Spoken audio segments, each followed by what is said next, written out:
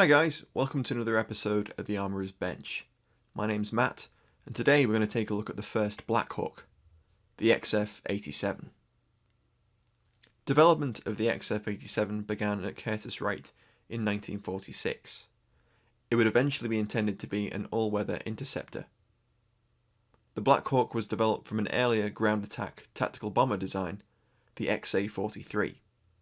The Blackhawk was a response to the initial specification for a jet-powered night fighter, capable of speeds up to 530 miles per hour, which was issued by the US Army Air Force in August 1945.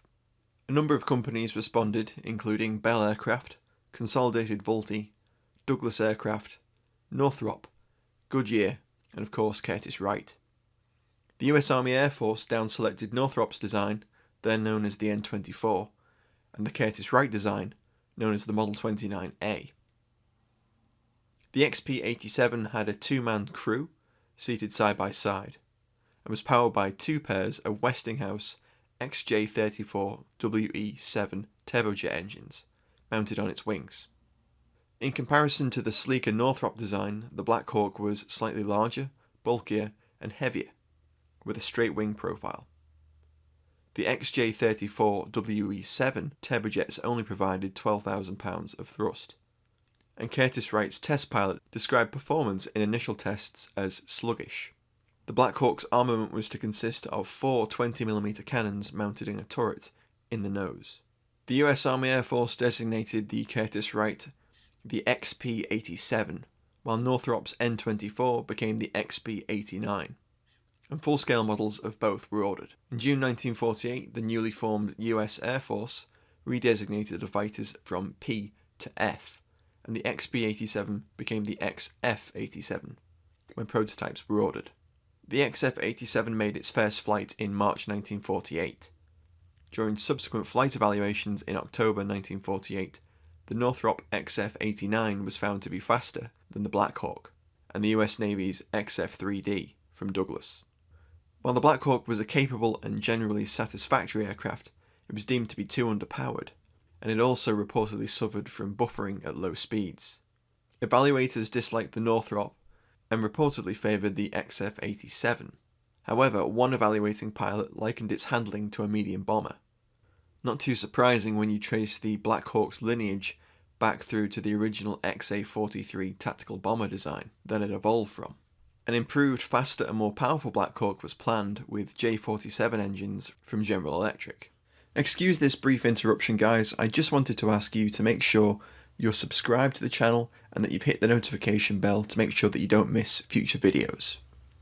We need all the help we can get to overcome YouTube's algorithms, so please drop us a like, and if you have any questions about the video, please leave us a comment and we'll happily answer them. This all helps new people discover our videos. Similarly, as I always say, please share the videos with friends.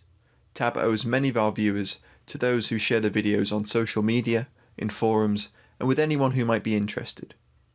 Tab is an entirely viewer-supported project, so if you'd like to support the channel further, check out the links in the description box below.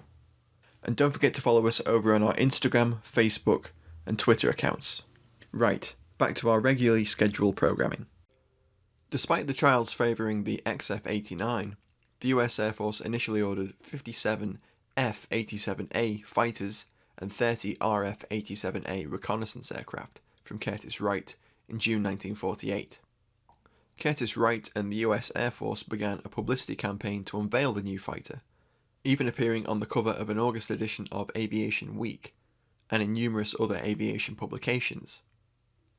But the orders were abruptly cancelled in October 1948, and the US Air Force moved forward with the development of the Northrop XF-89 instead. Don't forget to check out our video on the F-89 Scorpion that's linked above. The reason for this reversal of the decision is unclear. Only minor faults have been identified during testing, and the more powerful J-47 engines would have greatly increased the Blackhawk's speed.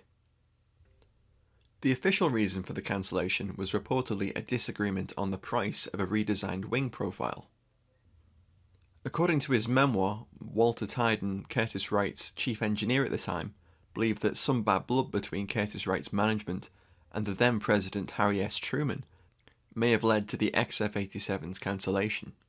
Truman was a senator from Missouri from 1935 to 1945, and during that time Tyden believed he had come into conflict with Curtiss-Wright's management, perhaps regarding the company's factory in St. Louis. Without substantial archival research, it's difficult to verify either the official reason or Tyden's theory.